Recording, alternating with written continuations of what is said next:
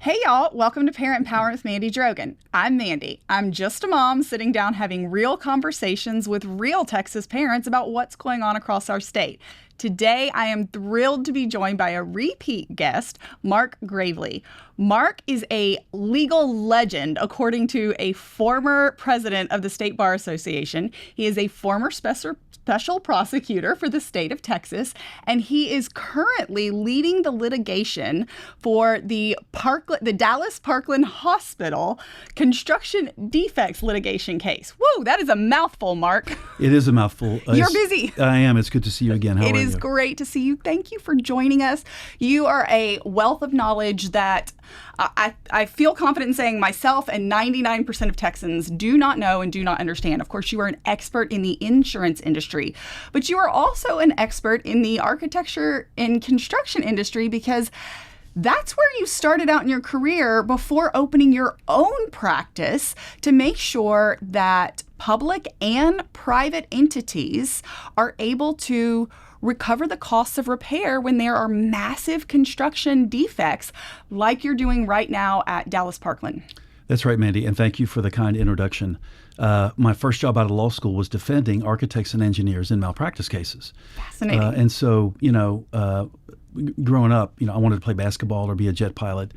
And so, but I got into litigation, and it's fun and it's intellectually challenging. And, I had a lot of great clients who were architects and engineers, and, everybody makes mistakes. And so they've got insurance. And so we were paid by the insurance companies for them to defend them and either settle or try the cases that were brought against them. After that, I represented largely general contractors, some really big general contractors in construction defects litigation and some delay litigation. And a short time after that, I decided to exclusively represent owners in Texas, institutional owners in construction defects litigation. Okay. And the reason I thought I could do that, and by the way, we only work on a contingency, so we advance all the costs, and that really empowers a lot of folks, institutions who don't want a budget line of having to pay a lawyer X amount every year out of their budget.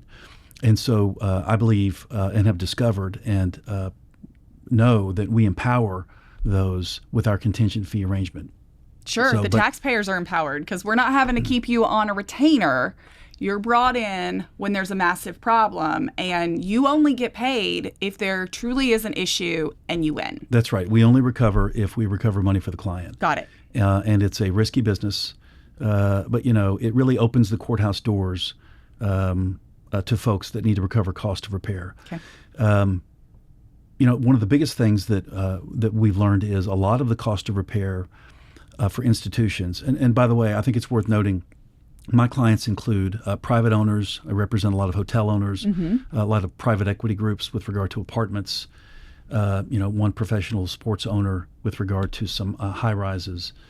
I've counseled for universities, colleges, football stadiums even. Okay. I think I'm up to 7 now that I've done and evaluated. You counsel them on when there is they pay the money, the so, hundreds of millions of dollars to acquire and or build something. And you mentioned this a little bit earlier. There is an error rate. I mean, we're human beings, so there are things that happen. There are. So in addition to the private folks we represent some Texas independent school districts and charter schools. Yep. Because, construction defects knows no special arena. Everybody suffers from it at some point or another. If you build enough big buildings, you're going to have a problem. And, you and I were talking a little before off camera, and we were talking about, why are there so many problems, it seems. And the fact is that, there's always been construction, litigation, 20, 30, 40 years. There's always been problems. But the bigger thing that people need to understand is construction is a manufacturing process. Just like chip manufacturing, just like automobile manufacturing, there's an error rate. And for example, NVIDIA has an error rate. They don't talk about it. They would like it to be 0, but it's never 0, right? I don't know anybody perfect. I don't think you do either. Nope. Unless your husband thinks you're perfect. He does not. You never know. So But there's an error rate, and the same is true for independent school districts, for cities, counties, and we all wish it wasn't so, but it just is, and Yep. you can't make it go away by wishing it wasn't so. Right. But the good news is, whether you are a private owner with a high rise, a private equity firm, in North Carolina, the people who are responsible for defects in a building, whether it's an apartment building, football stadium, they have insurance. And what a lot of people don't realize is, not only do they have insurance, the responsible parties, you've already paid for that insurance. And that's what a lot of people don't get. Where'd you pay for it? Well, you paid for it in the project costs. Okay. And you paid for it in the project costs. So, not following through to recover for construction defects is fundamentally not taking advantage of the benefits you've already paid for. I've got an example. It may be a little silly, but when you are eligible for Social Security, which you probably pay into, would you ever say, no thanks, I don't need the benefits that I've paid into all these years? Yeah. Well, no reasonable person would do that. Yeah.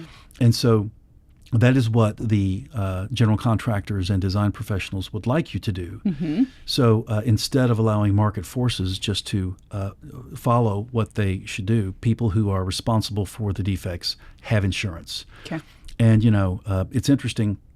These kinds of cases are not like an injury case, not at all. We can't recover for our clients with these big institutions. We can't recover pain and suffering Mm-hmm. or, disfigurement. There's no soft damages. It's only what's allowed by the contract that was agreed to. Okay. That's all we can get. Yep. And so we are limited in what we can recover. Another interesting thing is most of these contracts, for example, I've handled some business cases in the past, recycling company. The contracts say that the owner cannot get consequential damages, which means for the time the business is down because of the construction issues. Ooh, that can hurt. Sure it does. But the elimination of consequential damages is something that most people don't know or understand. Mm-hmm. Typically, all I can recover is cost of repair. Okay. Which is very simple, and attorney's fees and prejudgment interest. But cost of repair is really, I've never had a construction client say, gee, I want, umpteen or whatever, or be unreasonable. All they're looking for is the cost of repair of the problems that were unintentionally caused by either the general contractor, one of the engineers on the project. I can tell you, though, we like to think in things of terms of systems. So let's say, let me give you an example of a school district. We've evaluated some school district potential clients, and I have gone back and said to them, well, this construction looks pretty good, and the client still wants me to file a lawsuit because of some cosmetic items, and we're not going to do that. Mm-hmm. We only will counsel a lawsuit if there's a major problem with one of the systems. So it's best to think in terms of the roofing system. Okay. Wall or window system, the envelope system, which is an engineered thing. Most people don't know that. The grading and drainage system. And so typically we are retained because there's a problem with one of the systems. Okay. And what we do is we investigate all the systems mm-hmm. because we know at the end of the litigation that the responsible parties are going to want a release for everything. Mm-hmm. And so we kind of wrap it up in a bow and take care of it like that. And this is really important when we're talking about the parent empowerment and the taxpayer empowerment movement, because you said it, you represent ISDs, charter schools, publicly funded, taxpayer funded, out of my pocket, yours, and everyone else's in Texas. You represent the taxpayers effectively in a lot of these ISDs or these lawsuits, because when construction is done, if it is not done properly, and there's an incentive baked into the market, these large contractors, engineers, and architecture firms, their incentive is to move on. Well, that's true. And I'll tell you, though, there's a lot of fantastic general contractors out there. Mm-hmm.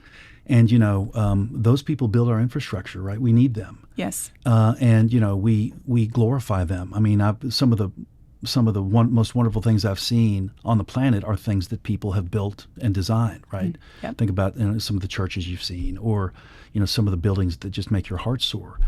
And those had to exist in somebody's mind before they are designed and built.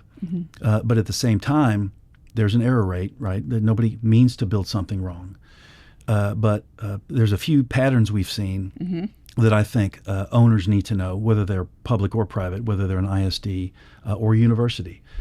So what we see is a general contractor will build a project. Let's say it's a $300 million hospital. And there's a 1-year warranty of repair. And so a warranty is just another word for promise. And so they promise to come back to repair things. Everybody expects that. It's kind of normal. And there's going to be problems. Construction is never perfect. Sure. And you can't hold them to that because that's unfair. But what happens is that if, God forbid, there's something big wrong with one of the systems, if there's moisture on a window bank, maybe there's grading and drainage issues that just don't stop when it rains. Maybe the roof leaks in those 8 or 9 areas. What happens is at some point they can spackle that, they can caulk that. Sure. But the real cost to them to fix it like it should be fixed is just too much. And so at the end of the warranty period, what we see is, and there's many general contractors who will go past the warranty period. It's too much to turn a profit. Is that correct? Is that what you're saying? So I'm making my way to that. So what happens is that if there's something big enough wrong with one of the systems, they can't afford to fix it. Okay. And human nature being what it is, they don't want to afford to fix it. Sure. Good people though they may be. And so the best thing you can do then is file a lawsuit. And here's the reason. It's because then their liability insurance company gets involved. Remember the one you already paid for? Yep. The benefits you already paid for? Yep. So filing a lawsuit will trigger their liability insurance that you've already paid for to come and investigate. And if you have lawyers that know what they're doing, and by all means, nobody should ever hire a board-certified injury lawyer to do a construction case. Okay. I mean, the ambulance chasers is what you're talking about? I mean, would you hire a chiropractor to do your brain surgery? Right, Yeah. right. I mean, yeah. So someone that's experienced in the actual art of construction and the engineering. Okay. And so, but what happens is once you file a lawsuit, the liability insurance gets involved. Okay. And then they take it seriously. And ultimately, I'll tell you, the general contractors prefer that. Really? I've been told. That's because that way their insurance company pays for lawyers to defend them. Okay. And they can move on to the next project. Okay. Where they're going to make a profit. All right. And build something, build something wonderful. The same is true with the architects and engineers. Their liability insurance companies hire lawyers, and there's 5 or 7 firms that do architects and engineers defense, all fine lawyers. And so the best thing for the owner to do is to get that insurance invoked so that they can get cost of repair. Because if they don't, what then happens is that when the system fails a couple of years down the road, fails even more, they're going to have to raise more money through a new bond for that. Yep. Or live with it. I've had clients who have lived with the roof, and there's scores of buckets scattered around the school when it rains. And school folks can get pretty much through anything, right? Yeah. Here's the class time. Okay, it's lunchtime. Now it's time for math. But walk around the water-filled buckets on rainy days. Right, but and the maintenance staff is not equipped to deal with these problems. Right. Remember, if something's not built right, it can never be maintained right. Right. And so that's something that we have to often teach and kind of preach, I suppose, to the maintenance staff. Look, man, don't feel too bad about this because it wasn't built right. You can never maintain this. So why in the initial phase? So as you said, there's usually in the contract a guarantee period, right? There's a warranty period. A warranty period. A warranty of repair that they will come back and repair something. Okay. If it's repairable. Okay. So I've heard stories about there being issues, and then sometimes the general contractor is able to persuade them that this can be caulked or whatever, then you're getting massive problems past that warranty period. I've had a number of cases, I'll tell you, where the client hires us and we file suit and the general contractor's livid, right? Nobody likes being sued, right? Sure, Nobody likes that. I understand that. And the general contractor reaches out to, for example, the superintendent. and convinces the superintendent that the lawsuit's really just nothing, and they should back off and take some very small number. I've been through that exercise, and I've had a superintendent come back to apologize to me for believing what the general contractor told them, and said, I can't believe I bought off on what they were saying. Yeah. And so, it's important to remember too, a school board or someone on a board of directors and the superintendent or the CEO, they have a fiduciary duty to do what they can to recover the most for cost of repair. Sure. And people don't want to file a lawsuit. I get that. I mean, nobody wants to have to file a lawsuit. Yeah.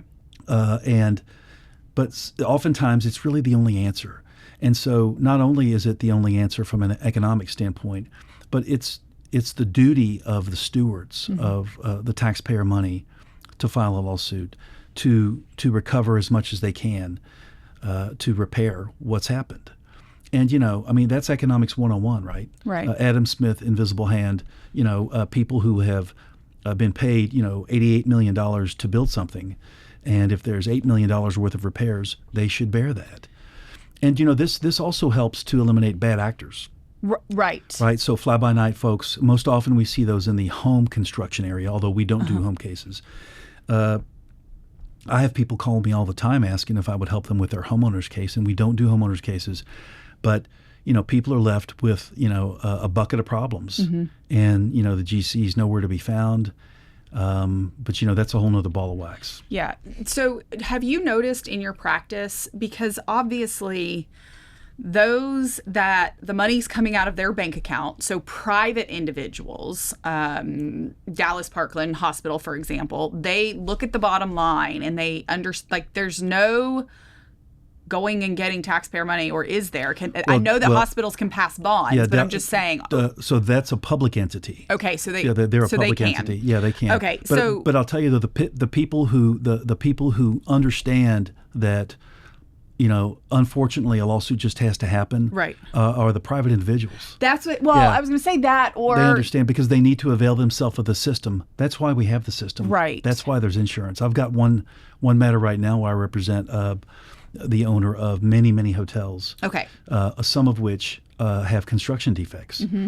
And, he was reluctant. Nobody wants to file a lawsuit. He's typically a defendant in lawsuits and not a plaintiff. Okay. But, he's thrilled with the contingent fee arrangement. But he knew, because he has investors, that he is duty bound to recover as much as he can. And that duty doesn't go away just because you're a public entity. As a matter of fact, it may even be more pronounced. That's what I was going to say. So particularly for our school board leaders, they are fiduciaries of those that have elected them. The taxpayers in their ISD, they are fiduciaries for them, and they should be making financial decisions. But what my question is going to be is, do you see that on the private sector, that it's more palpable? Because you don't have the public coffers. You don't have the ability to go pass a bond and go through all of that. You don't have the ability to, or the feeling that, well, it's not coming out of my bank account. Even if you're not consciously thinking that, it's not. You don't feel it like that. Do you see that they're more inclined to go and recover the repair costs that are necessary? So I can't tell you this. I've represented hundreds of private owners. They are much quicker to pull the trigger to get the process started because they don't have an unlimited bucket of money. They have investors they need to answer to. They have cash flow they have to maintain. And, at some point, if you own a hotel or apartments and you're not making a profit, you go out of business. Right. And, that's as real as gravity. And so sometimes it seems as if maybe folks in the public arena are a little more reluctant to. Because, they don't feel the pain of market forces. Right. What's the average service time for a superintendent? 3 years? About. It's about 3 years. Yeah, it's about. And so, it's hard to do, too. Maybe they've gotten to be friends with the folks that built the place, Well, that is a whole other thing. So I talk to a lot of trustees, and right now I am very hard on the architecture, engineering, construction fields because we are in debt. We are in massive debt. So as a point of reference, We have over $500 billion in local debt in the state of Texas. We talk about the surplus and the billions of dollars at the local level. We're talking municipalities and ISDs. $500 billion. It's massive. Over $202 billion of that is ISDs. And you can go to almost any district across the state of Texas and see these very, very grand, elaborate football stadiums. And where I saw, it was on X where I first saw and found you was because you were posting about the Allen ISD $60 million football stadium with cracks in it. We've got these the Allen Steam Center. That was, it's grand. It looks like something out of Palo Alto. And everybody sees these massive stadiums, these very, very grand buildings. And a lot of it is most of the bonds are passing with less than 10% of the voting public. And we're enslaving our children. The debt is unsustainable. It's why taxpayers are so devastated about their property tax bills because we're passing all of these bonds and too many Texans don't equate bond to debt. They don't realize it, which means property taxes and all of that in sequence. But that's kind of the groundwork for what I hear from trustees that go to Texas Association of School Boards, TASB conferences at the JW Marriott or Kalahari Resort or Lost Pines or whatever. In the evenings, during the day, there's the big showroom where you can go meet all these different individuals. In the evenings, they're having casino nights where they win Yeti coolers and they're having free alcohol flowing, or they have all these grand events. And I get it, it's a sales tactic. But what I hear from trustees is these people in these industries become their friends. And these industries have people that are living in the communities and they're their friends. And they're, for the most part, probably pretty good people. And that, I think, is where you get this disconnect, or actually they're too connected because people don't want to sue their friend that they go to church with or that live down the street. Sure, and that's a lot of information, first of all. And I know. I just know my little area, what I do. And I'll tell you, as far as I'm concerned, if a school district wants to build something and they voted on it and all that, that's their business, And so, but people like doing business with people that they know. Yep. And that's just how the world works. Sure. I would rather hire someone that I know than someone I don't know. And there's nothing wrong with marketing and politicking and getting to know folks. But at the same time, it's as true as gravity. There's an error rate. And stuff happens. Mm-hmm. And you've already paid for the insurance. Mm-hmm. And so that's the world I see. And, most of my practice is private. I do have some ISD clients, some charter school clients. But the error rate it's just true. And so, I've seen people, I haven't seen people talked out of a lawsuit, but I have seen people pull back from it. Mm-hmm. But, there is a natural reluctance. Sure. Nobody wants to be litigious. Nobody wants to be confrontational. School folks are not, confrontational. Yeah. And so a lawsuit is confrontation. Sure. That's what it is. But it triggers that insurance to actually get the repairs that taxpayers have paid for. Cost of repair. It really is a fiduciary responsibility to make sure that if you have paid $60 million for a football stadium, if you have paid, Prosper went out, thank goodness it didn't pass, for $100 million for a football stadium. Crowley ISD is building a $150 million track and field stadium. All right. Take aside the disgusting expenses. I have to tell you, those sound like awesome sports arenas to me. I'm sure they are, but when Texans can't afford to stay in their homes. But back onto this, if they have paid that, if this has happened, if there is a contract, at the very least, it better be done right. And if not, they have a fiduciary responsibility to the taxpayers to make sure that it is, because they've invested in it. That's right. And, people only call me when there's a problem. Right. And so, I've seen the problems. Yeah. There's a lot of stuff that's been built wonderfully, and a lot sure. of, like I said, like I mentioned, there's a lot of beautiful buildings. A lot of great general contractors, a lot of great design folks. Yep. But I just get called when there's a problem. Sure. In your book, I want to touch on one more thing. You talk at reframing America's infrastructure. It is it goes through what all we're seeing, what all's happened through the infrastructure, the good, the bad, and the ugly. But something that you brought up to me, again, it was off camera, that really does tie in for Texans. The Texas Workforce Commission projected in 2020, so it was a 10-year projection, that by 2030, so 4.5 years away, that Texas would be short 10,000 electricians, 6,000 plumbers, 4,500 HVAC workers, 4,000 welders, and the list just goes on and on and on. And we're not preparing enough kids to go into these incredibly high demand fields. And something that you touched on was that one of the reasons that things are being built fast and cheap and having to have claims to go back and do what you do is because we don't have the skilled labor. No, there's a huge shortage of skilled labor, and Yeah. I think anyone in the construction business can tell you that. And it's just getting worse. Yes. It's obviously just getting worse. And there's not enough people in the trades. They're just not. And we're all hoping the people in charge will fix that.